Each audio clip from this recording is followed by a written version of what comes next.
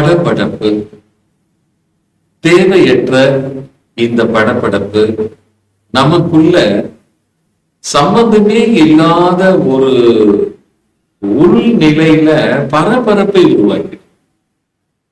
இத தமிழ்ல என்ன சொல்றாங்கன்னா, பதறிய காரியம் சிதறி போகும்ன்றாங்க.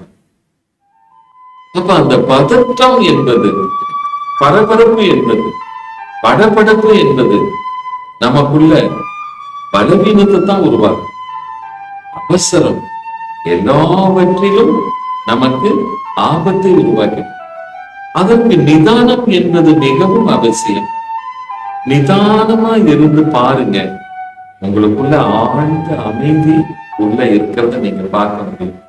எல்லாவற்றிலும் நிதானமாக சிந்தித்தல், பேசுதல், செயல்படுதல் இது இருந்துச்சுன்னா உங்ககிட்ட ஞானம் குடிக்கொள்ள ஆரம்பிச்சு. அதனால நிதானம் என்பது ஞானத்தினுடைய அடையாளம்.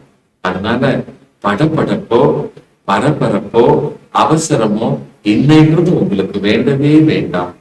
ஆத்ம நமஸ்காரங்கள். வாழ்க வளர்க.